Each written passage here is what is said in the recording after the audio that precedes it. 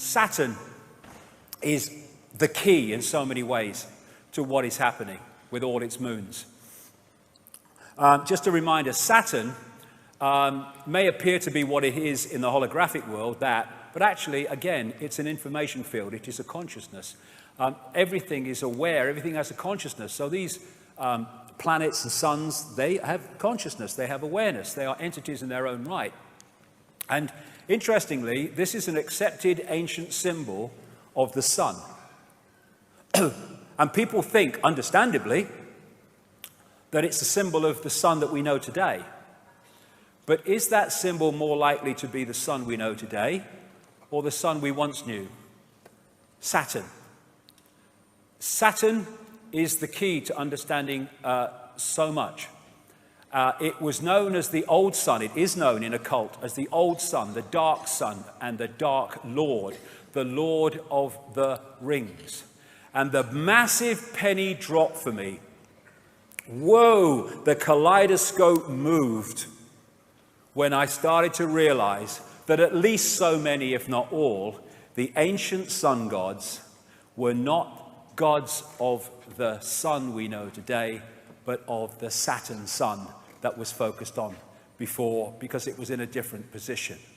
Saturn has long been symbolized as an eye. There's the eye in Freemasonry. There's the eye of Sauron in the Lord of the Rings, the reptilian eye, the symbol of the negative force. And what happened in the massive and brilliant work of David Talbot in the Saturn myth is that at some point there was an enormous ejection of debris in an explosion out of Saturn. And it formed like a luminous crescent because it reflected light at certain points of the day. And this, as the Earth moved on its axis, when viewed from the Earth, this appeared to move around Saturn. And at different points, there are different symbolism for different points. But this was the one that really was the focus of Saturn symbolism, because this was when that luminous crescent was at its most luminous during the day. And so you find this symbol over and over in the ancient world. And this is a common recurring theme of Saturn. And this, the crescent symbolically, and the disk of the Saturn sun, the dwarf star. And so from this came the horned god and the horned goddess. There is Madonna in her Super Bowl performance at halftime, which was so Saturn in its symbolism, it was laughable, including the fiery eye. And in the movie version of The Lord of the Rings, you had the crescent holding the eye of Sauron. In Arabia, or you look at that of the symbol of Islam, the star, the sun, and the crescent. And the Arabian god Sin was symbolized as a crescent. Here you go. And I would suggest, from David Talbot's point of view, and I think he's right, that this represents the crescent of Saturn. This is the guy who started a satanic Saturn organization or secret society out of Germany called the Brotherhood of Saturn. And there's that symbol of the sun, look, with a dot. That's Saturn, not the sun that we have today, and the horned god. Molech, who is symbolized at Bohemian Grove as the owl, is also symbolized as the bull, and there's the horns with Saturn in the middle. And so you have the bull gods of Mesopotamia. And the winged goddesses in that state, this was often symbolized as the goddess with her holding the god, her arms around the god, or her wings around the god. And there is another version of that with the god Saturn and the crescent. And there it is on the Great Seal of the United States, exactly the same symbolism. There it is in the Air Force Special Operations Command. There it is in the symbol of the House of Windsor. There it is in the United Nations with the target on the world, very appropriately. There it is in the eagle of Rome. Here it is in Freemasonry. The flying disc of Egypt and other places is Saturn. And thus you have the Rosicrucian order, which connects into this network, using that flying disc symbolism. And so many of these logos carry the same symbolism. And in her Super Bowl performance, Madonna had the flying disc of Saturn. This is another ancient Saturn symbol because at some points, apparently it seemed to give off 4 very distinct lights, which became known as the 4 corners or the 4 rivers or the 4 ways.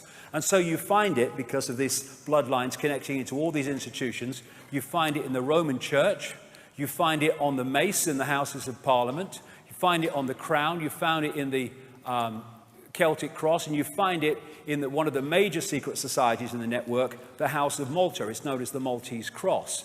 It was also symbolized, this Saturn symbol and crescent, as the flying god in his flying boat. This is Horus in his heavenly boat.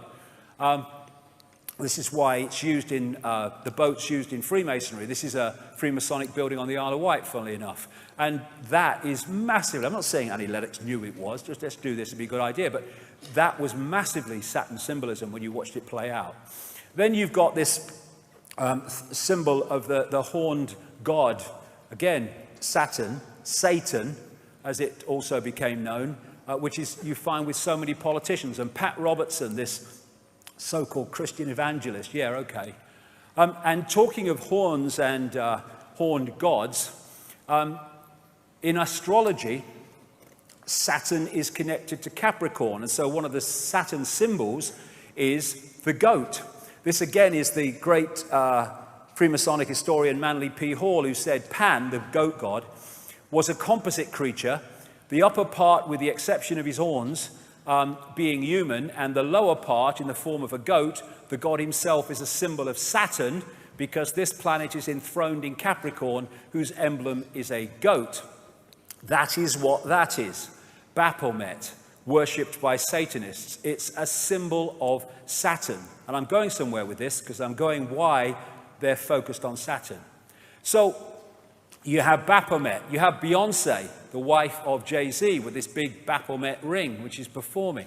You have Baphomet-dressed Lady Gaga, Baphomet-dressed Madonna, and you have Baroness Philippine de Rothschild from the wineries in France with a massive Baphomet necklace. And this is from the front cover of the Saturn myth, with the symbolism described of these lights that went off from Saturn at certain points, with the 4 main ones there. And there it is symbolized on one of these ancient tablets. And in St. Peter's Square, that is a mirror of the way that Saturn symbol looks.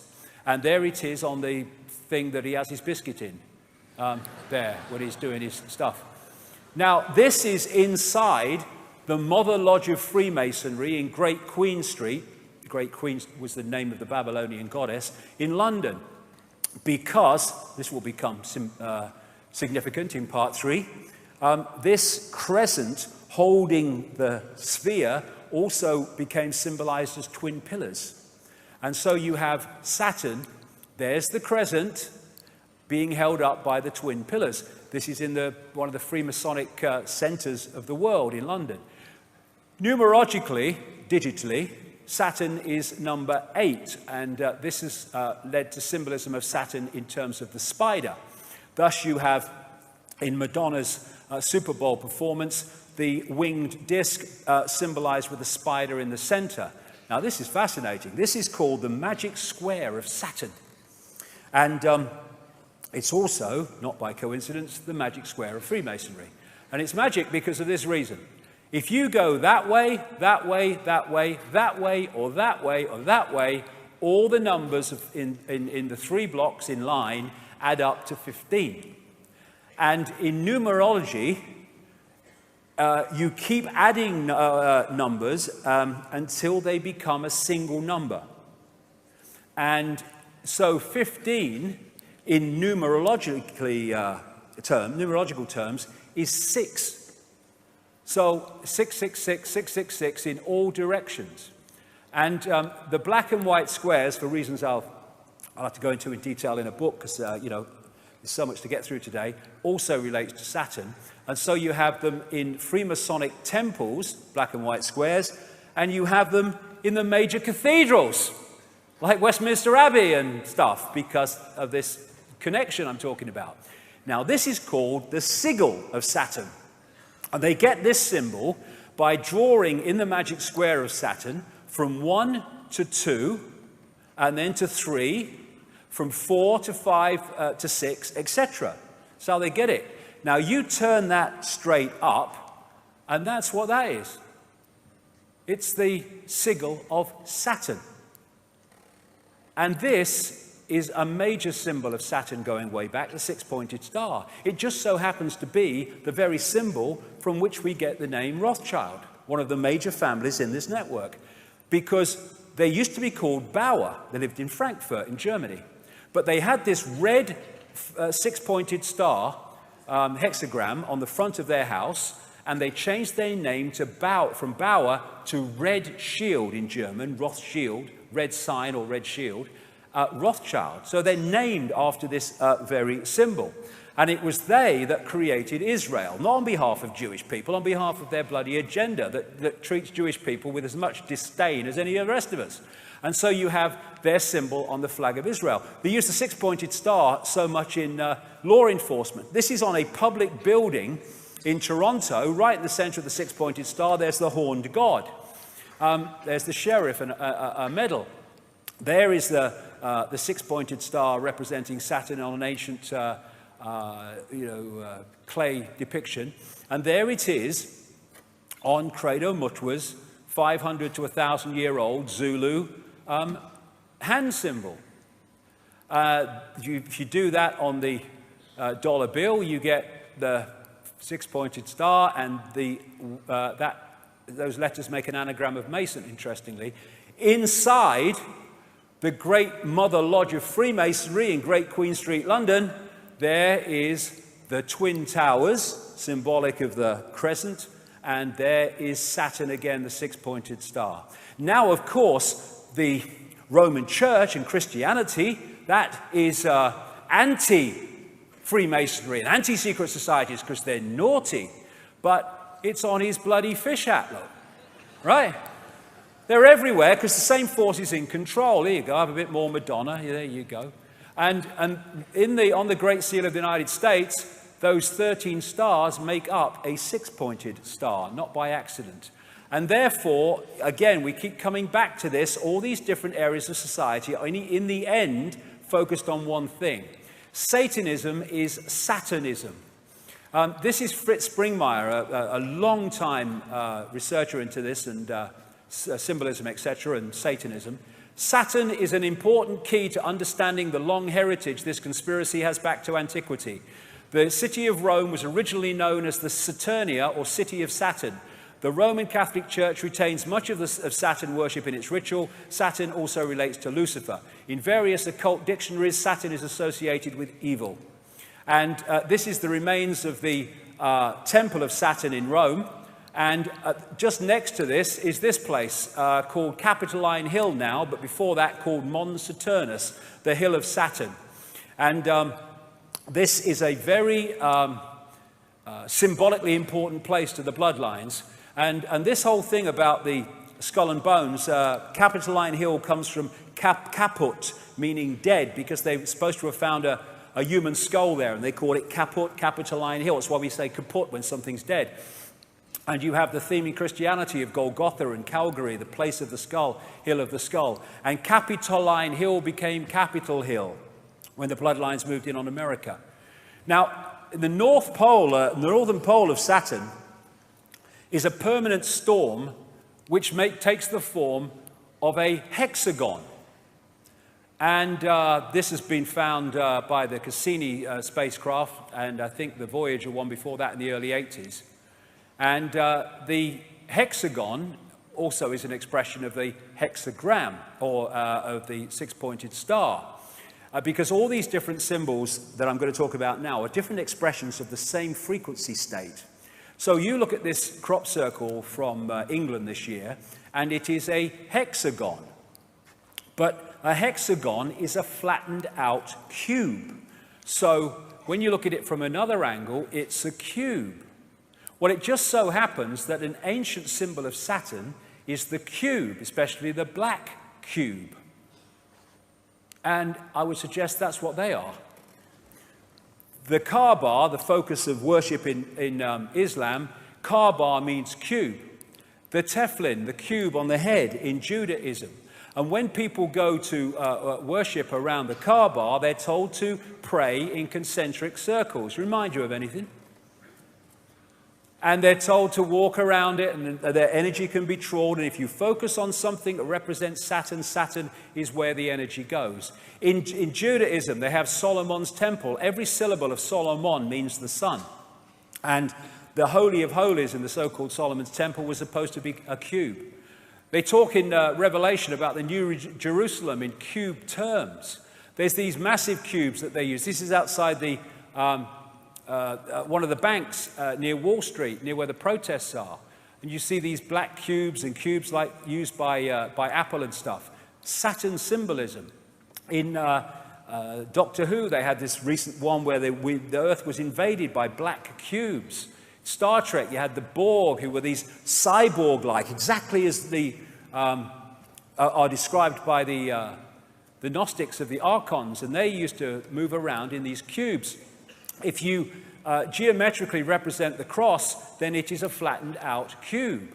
When you look at the depictions of these people, not Lady Gaga, but others, these religious leaders with the halo, well, that comes from Saturn as well, that halo when that luminous crescent was in that position.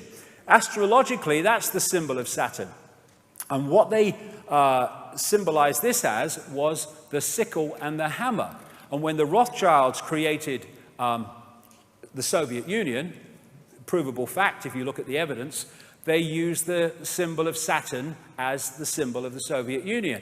There's that symbol on this guy from the Brotherhood of Saturn. The Jesuits are a major secret society in this global network, and there's the symbol of Saturn in their symbolism very bloody clearly. The snake on the cross also relates to this in some ways. Now, this is going to take us forward here, because the god of Saturn of the Greeks was called Kronos.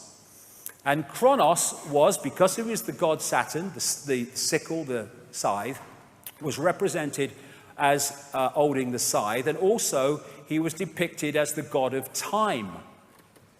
And he had the beard, the white beard, and he became Old Father Time. That's Kronos, that's the god of Saturn. He also became the Grim Reaper, because Saturn is the planet, I say, son of death. And Kronos became Crown, a symbol of the bloodlines. Kali, a goddess related to Saturn, it was called the Black One, and the goddess of time, depicted with a protruding tongue. There's Madonna again. I mean, she must have the bloody book she works through, this one. The god El, the Hebrew god El, was their god of Saturn. So El and Elohim are demiurge and archons, I would suggest. So we have archangels, Michael, Gabriel, Uriel, Raphael, another name for Jesus, Emmanuel. We have the Gospels, Chapel, elders, elevated to the priesthood, elections where pawns are elected to serve the elite. We have Isis, Ra, El, all names relating to Saturn. Saturn, Kronos, Satan, Black Sun, Dark Lord, they're all the same thing, the expression of this force. And here you have Moloch, who they worship at Bohemian Grove, and he is a god of Saturn, this recurring theme. They also represent Moloch as a bull, as I said earlier, and so you have that as the symbol of Wall Street. And the golden calf in the Bible is Moloch, Saturn. The Greeks talked about Saturn used to eat his own children. And here's the colors of Satanism and the colors of Saturn, black and red, same as the royal protocol.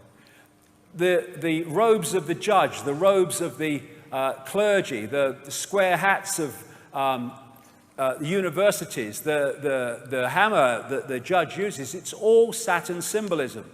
You see Saturn profusely used in symbolism of the corporate world. And this, this earth, wind and fire, they got the bloody set. There's the eye, there's the six-pointed star, there's the step pyramid, there's the winged disc, and there's bloody Saturn. And then, therefore, you look at religions and secret societies and Satanism, they're worshipping Saturn. Then you look astrologically, in other words, energetically. Banking is astrologically ruled by Saturn. Politics and institutions of state at all levels, astrologically ruled by Saturn. Corporations, astrologically ruled by Saturn. Law and court system, astrologically ruled by Saturn. Science, astrologically ruled by Saturn. Saturn worship, Satan worship. And it's interesting that you have the god of Saturn, Kronos, with the beard, and all these bloody religions, they have bloody beards. And then you have God depicted as a man with a white beard on a cloud or on a throne. And there's God, Charlton Heston type God. That's Yahweh depicted with a beard and stuff. And then we have Santa with the white beard. Santa, anagram of Satan from Saturnalia. Saturnalia was a festival in Rome where they worshipped the god Saturn, and they gave, it was in the same period to the run-up to our Christmas, and they gave gifts, they decorated trees, and they hung sprigs of bloody holly. So that is Saturn symbolism, a man with a white beard. This is Ancient of Days, a painting by William Blake from, I think, 1794 or something like that. Ancient of Days is an old name for God. And he's depicting God. He was a very deep esoteric thinker and great knowledge, William Blake. And he's depicting God with the white beard. That's Saturn, Kronos. On the GE building in the Rockefeller Center in New York, there's Kronos again. Now, the Freemasons, they call their God the great architect of the universe. The demiurge was known by the Gnostics as the great architect of the universe. Which brings us to the white-bearded architect of the Matrix, the Matrix movie series. So where is this leading us? Well, again, this needs to go, if we're going to go anywhere with this, because I'm going into fantastic areas here, but this is where the information has taken me very, very clearly. And the hardest thing to see is what is in front of your eyes, as this man rightly said. The Gnostics talked about the fact that the archons make something appear to happen that does not actually happen. They can induce a virtual reality experience. The Islamic people and pre-Islamic people talk about the jinn manipulating humans by creating illusions. I was in New York in 2010, and someone took me to the subway station for Ground Zero. And when I saw it, it was like, whoa, it hit me big time. There was, first of all, this eyes all along the platforms, but there is this massive depiction of the world on the floor, and then there's an eye, and going out from this eye are these broadcast transmissions. And that hit me so powerfully. Neil Haig was with me, and we kind of looked at each other and said, that's Saturn, isn't it? And remember, physicists have said only this last few days, they may have evidence the universe is a computer simulation. Well, I say that it's a virtual reality, which has been hacked into, and that hack is the reality that we're experiencing, the fake reality. And that hack, I say, comes from Saturn. Because I'm saying that these rings are actually a massive broadcast transmission system which is broadcasting a fake reality within the frequency range that we are decoding, and therefore we are picking up that fake reality. When the Cassini spacecraft arrived at Saturn in 2004, found many things that was unexplainable, you know, things like the hexagon North Pole storm and stuff like that. But they also found extraordinarily powerful sound coming from Saturn. This is part of what they recorded.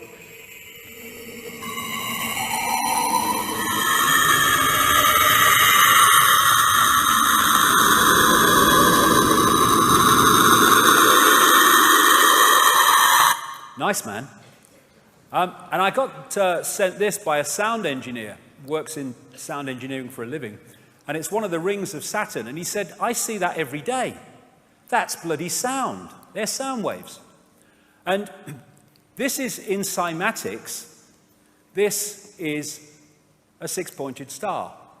And of course we have the hexagon going round and round and round at Saturn's north pole. This is a standing wave created by sound, rings. This is at the south pole of Saturn, and it's a permanent ice storm. This is a standing wave created by sound. And these are symbols created by sound, like cymatics. And a certain frequency created this perfect six-pointed star with the hexagon in the middle and the hexagon there. Therefore, the sound creates the frequency, creates the symbol, and in the same way, the symbol represents the sound and the frequency. The symbols are just holographic representations of vibrational waveform states. I would suggest in these symbols cases, representatives of the sound frequency coming off Saturn. Same with all these symbols and numerological manipulations. The sound and the symbol are different expressions of the same thing. Thus, if we, in the holographic realm, are constantly bombarded with these symbols, it is on an energetic level feeding us the frequency field of what they represent. And Saturn, when described pre-cataclysmic, didn't have rings. So where'd they come from? Well, maybe it had rings, but it weren't rings we could see. We can see them now. Well, this guy, Norman Bergeron, has he's in his 90s now, I think. He has a long, long history in space research, technological research, going way back. And his life changed when he started studying the pictures that came back from the Voyager 1 and 2 space expeditions to Saturn. They arrived in 1980-81. Because when he studied them, he realized there was something very strange about Saturn's rings. And he said this in his book, The Ringmakers of Saturn. Several years ago, a number of folks in the astrology and astronomy and physics world began theorizing that these rings had to be much younger than the universe, perhaps only about 100 million years old. But one pair of pictures shows a change in 5 minutes. An impression is conveyed that the latest reported measurements purport to be the true ones, when in reality, all might quite nearly be correct at the time of observation. General reluctance to accept variable ring system geometry occurs because of apparent failure to identify a physical mechanism suitable for producing recurrent change. In other words, classic mainstream science, if we can't explain it, we'll kid ourselves it doesn't exist. And he also found these in the pictures coming back from Voyager, and the Cassini ones found them too. And he calls them electromagnetic vehicles, and they are massive. Some of them several times bigger than the Earth. But again, we need to move our sense of perception. In terms of size representation, this is the Earth against the size of Saturn. We're not talking the same perception of big in terms of outside of the Earth. And here are some of the other pictures of these electromagnetic vehicles picked up by these NASA craft. Why aren't they all in the papers being talked about? You'd think, what the hell is this? No, nothing. Thanks to Bergeron, we've seen their existence. This is the Hubble telescope. Let's pick one of them up. Look at the size of the bloody thing. And here's a few Cassini spacecraft pictures, still pictures put together. What the hell is that? Exactly what Bergeron was describing from Voyager. And this is the other thing. He found pictures of stuff spewing out of these electromagnetic vehicles into the rings of Saturn and bloody making them or extending them. And what is said to be in the rings of Saturn, I guess thus that's why we can see them, is like ice and stuff. I think, and I would suggest that eventually they will realize that there is a crystal substance being put into those rings that has a dramatic impact on their ability to transmit information. In 2009, NASA released this picture, which is a ring around Saturn, which is from 3.7 million miles out to 7.4 million, and that ring could encompass 1 billion Earths. I suggest that there are rings that we can see, but there are sound rings that we can't see that are coming out across, and we're picking them up. They make something appear to happen that does not actually happen. They can induce a virtual reality experience. The Saturn matrix, as I call it, is a frequency band, which we are decoding as a fake reality. And I suggest, my view, we will find that the edge of that frequency band is what we call the speed of light. And beyond it, you go out of the matrix. And when all the genetic tinkering that the ancients talked about went on, the human form was being manipulated to be tuned in to receive and transmit within the frequency band of this Saturn broadcast, and pulling people from a heart state beyond the matrix into an emotional point of interaction massively in the matrix was a major way of tuning us into this fake reality. We talk about people who don't think for themselves as being in the box. Maybe we ought to say that they're in the cube. And they want to shut the heart down, and they have to so many people, because it takes us beyond the bounds of time and space, beyond the matrix, because I suggest that what we call time as we decode it is in this matrix transmission. I'll whip through this quickly because I've talked about this in my books at great length, and I've talked about this at Under London Talks. But I say the moon is a construct or a part construct. This is a book called Who Built the Moon by Christopher Knight and Alan Butler. It's absolutely brilliant in the way that it puts the case for the moon not being real in terms of a natural body. But interestingly, what they find in that book is the mathematics and geometry between the sun, the moon, and the earth are fantastic in terms of their synchronicity, and it does not apply in any way to the rest of the solar system. And the Gnostic writings found in Nag Hammadi in 1945, 1,600 years old or more, say that this is a separate system operating within the Archon system of the inorganic universe.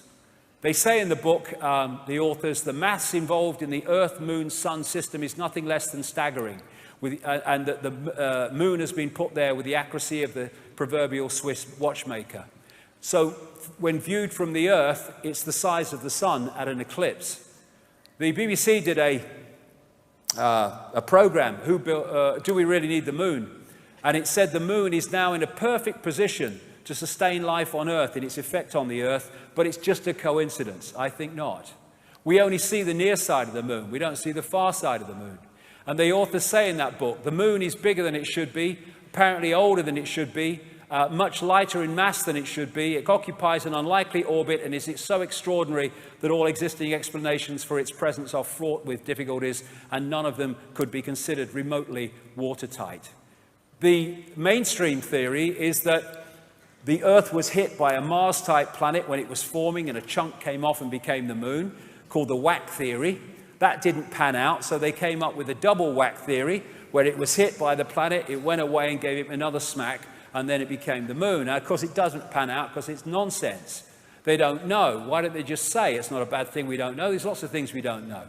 The best explanation for the moon is observational error. The moon doesn't exist, said this scientist at the Smithsonian Center for Astrophysics. It's easier to explain the non-existence of the moon than its existence, blah, blah, blah. It goes on. And you know, I'll go through this because I don't want to run over too much time. I'll just mention a few things about the moon.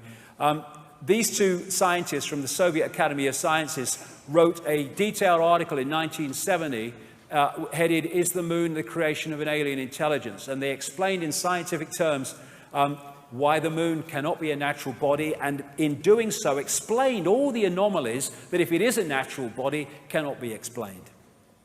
This guy, Sergeant Wolf, talked at the National Press Club a few years ago and told of his experiences on the inside at NASA, where he saw things like alien bases on the moon and stuff like that. And there's all these towers and strange phenomenon, like this blue light called blue gem or blue dome that they can't explain on the moon. And these artifacts on the moon that clearly are not natural. Look at that one. What the bloody hell is that? They can't explain them. They don't talk about them. These are pictures of what are claimed to be statues on the moon.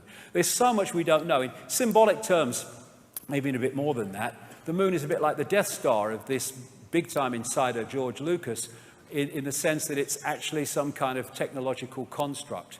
And it's my view, as I've said before in previous books, that what the moon is doing, in its present use anyway, is taking this Saturn broadcast and acting as an amplifier to fire it at the Earth, so we get it in massively increased power and therefore effect. It's acting a bit like a dish transmitting information which we're picking up and decoding into a fake reality. Now, 9 months after I'd written that in a book called The Human Race Get Off Your Knees, someone sent me an email from Brazil, I think it was, a lady, and said, "Have you read this book, Earth, by Barbara Marciniak? Because I've just read your book and I think you'd find it interesting." And she sent me some page numbers. Barbara Marciniak is what they call a channel. And lots of channels are not channels.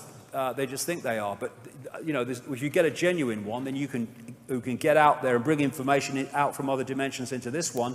You can get some profound information that way. And she's done a lot of great stuff, Barbara Marciniak. I've met her a few times.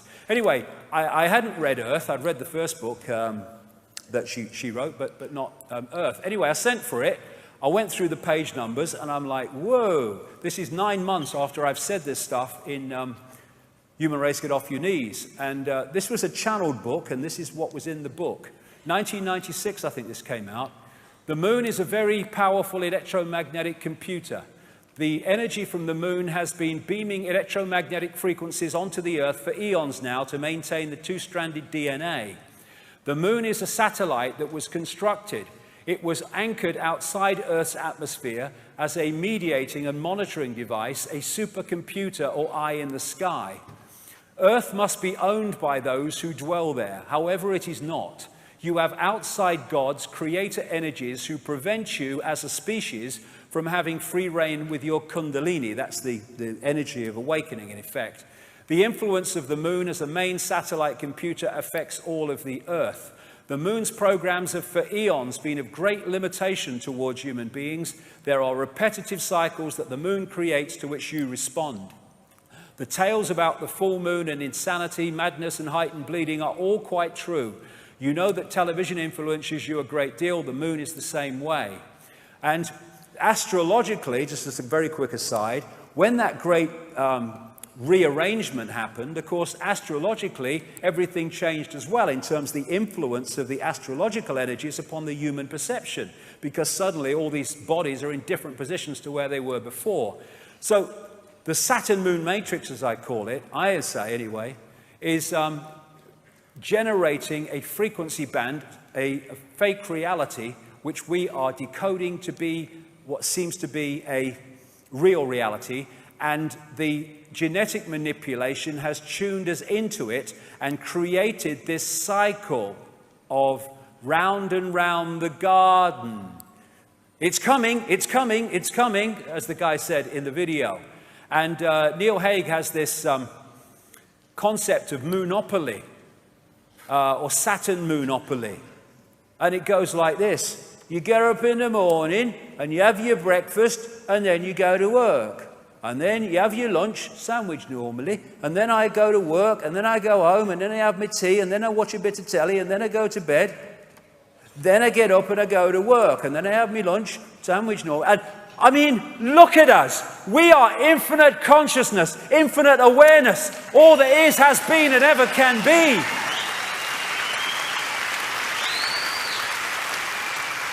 Is that all we are capable of? No. But we are locked into these cycles to which we respond.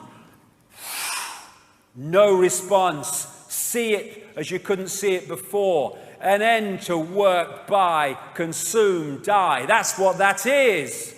And this matrix creates a firewall that holds us from seeing further into the energy field and holds us in this tiny frequency band we call visible light. What they've done is taken the universal energy field, the universal construct, and they have hacked into it, and they're feeding a fake reality to us from within that construct. And therefore it's gold. Oh, my life's in a terrible state. I'm just making adjustments to my life. Oh, life's great. And they're all freaking illusions. We're like in this wall. You know those scientists that have been suggesting in the last few days that the universe might be a computer simulation? They actually said, like a prisoner in a pitch black cell, we may never be able to see the walls of our prison. Why? Because they are vibrational walls, and I suggest that they are the speed of light. Which is not the fastest speed. Sorry, Einstein, mate. It's pedestrian. We're talking all possibility, darling. And so when we look into the night sky, are we seeing what's real, or are we seeing a projection? I've talked in I think it was my last book, or the one before that. I had a profound experience as a little boy when I was first taken to the London Planetarium, when I looked and saw the night sky on the roof of the planetarium, and it looked so bloody real. And it hit me, and it's never left me, that actually when I look at the night sky, that ain't actually what I'm looking at. Firewall. All that we see or seem is just a dream within a bigger dream. Is this the real life? Is this just fantasy? Caught in the landslide, no escape from reality. Open your eyes, look at the skies and see. Is it a sky? Or is it a projection? And so, when we come to the matrix, and this scene in the matrix, I call it the Saturn moon matrix, maybe connected to other things we don't know yet. This is so real, and so the world we live in. If you add two words, the Saturn moon matrix is everywhere. It is all around us, even now in this very room. You can see it when you look out your window, or you turn on your television. You can feel it when you go to work, when you go to church, when you pay your taxes. It is the world that has been pulled over your eyes to blind you from the truth. What truth? That you are a slave, Neo. Like everyone else, you were born into bondage, born into a prison that you cannot smell or taste or touch, a prison for your mind. Archon world. We live in Archon world. I'm going to bring this down now before we have a break. I'll bring this down into the world that we live in now. This guy, a great cosmologist who knew far more than he was saying or was allowed to say, Carl Sagan, he wrote a book, The Dragons of Eden, in which he talked about the fundamental importance of understanding the reptilian impact of reptilian genetics on human behavior. Because the reptilian brain fundamentally affects human behavior. And I suggest that before the genetic tinkering, either that wasn't there or was nothing like as powerful as it is now. And I came across these books after I was a long way down the line. I came across these books by Carlos Castaneda, in which he was quoting a Central American shaman called Don Juan Matos. And when I read some of the stuff in these books that this shaman had said, it was like, whoa, we talk about confirmation. He talks about the archons and the jinn in exactly the same terms, but he calls them the flyers. But they're the same entities. And this is what he said about them in the books. We have a predator that came from the depths of the cosmos and took over the rule of our lives. Human beings are its prisoners.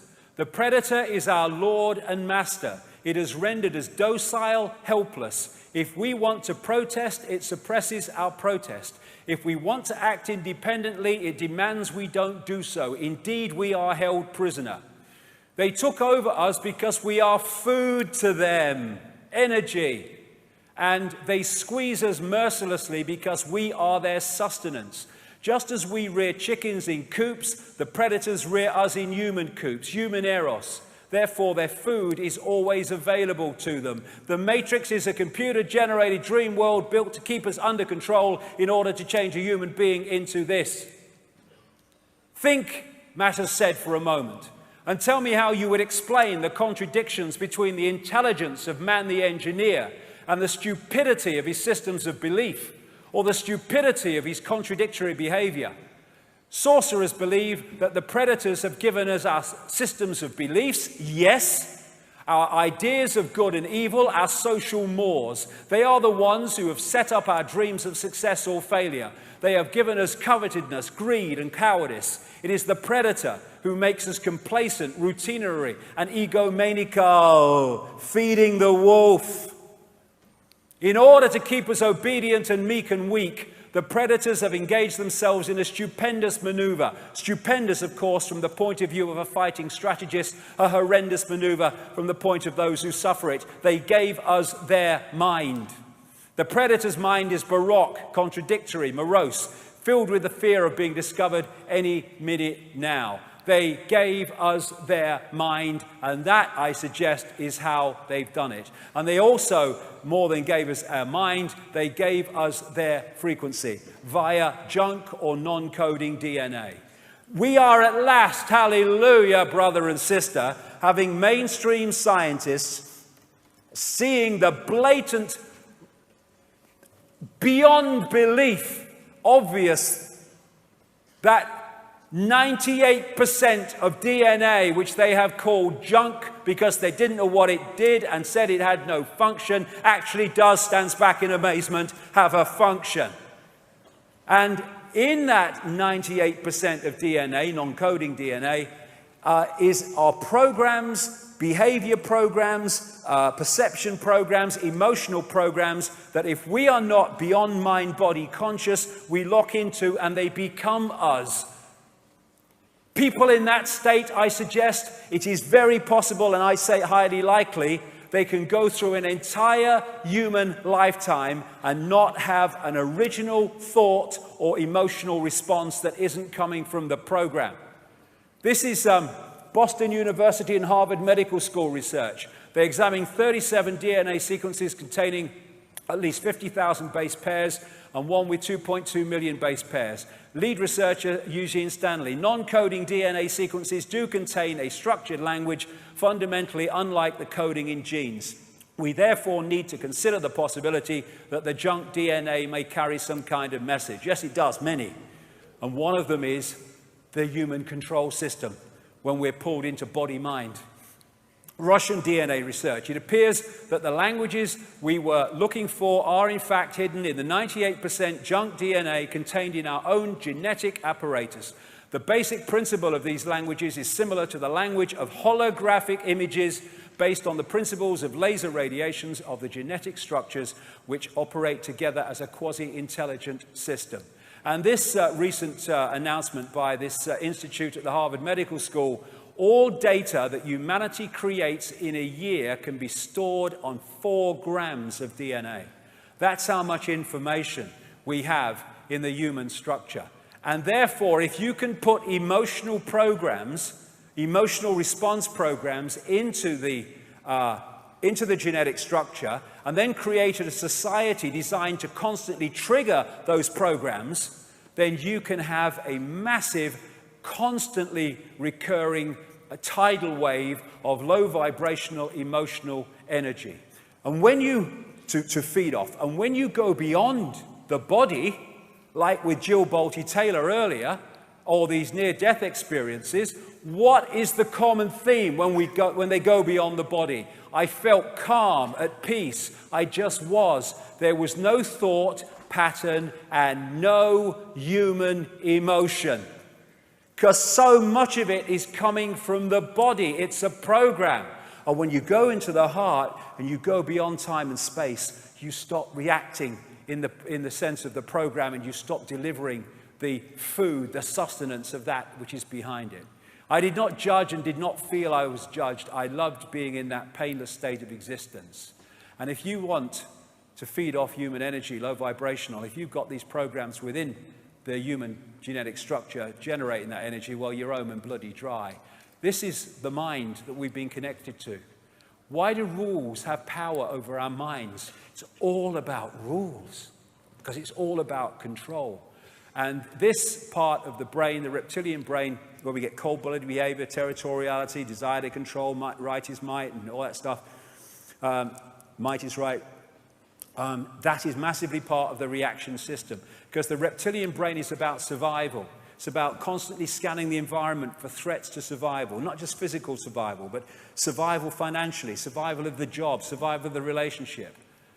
Be afraid, be very afraid, because the big man monster's coming as soon as we've invented him. This is why we're constantly given reasons to be frightened, because that locks us into the reptilian brain and therefore into this collective mind. And Don Juan Matter said, I know that even now, though you never have suffered hunger, you have food anxiety, which is none other than the anxiety of the predator who fears that at any moment now its maneuver is going to be uncovered and food is going to be denied. Through the mind, which after all is their mind, the predators inject into the lives of human beings whatever is convenient for them. And they ensure in this manner a degree of security to act as a buffer against their fear. Sorcerers of ancient Mexico reasoned that man must have been a complete being at one point, with stupendous insights, feats of awareness that are mythological legends nowadays. Absolutely. And then everything seems to disappear, and we have now a sedated man.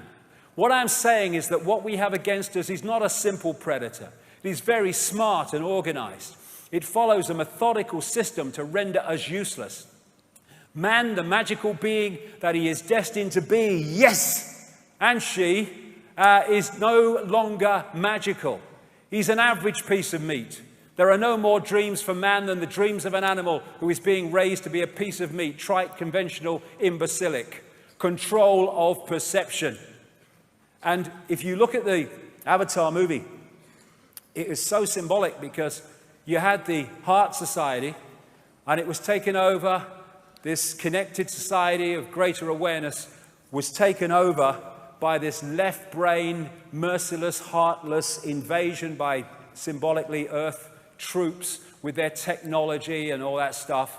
And you even had the symbolism of these invaders infiltrating the Blue People Society by operating inside an outer shell of blue people so that they didn't know that they were being infiltrated. Now, are we as a human race, there are 7 billion of us now and more, the number of people in full knowledge who are behind this are tiny, tiny.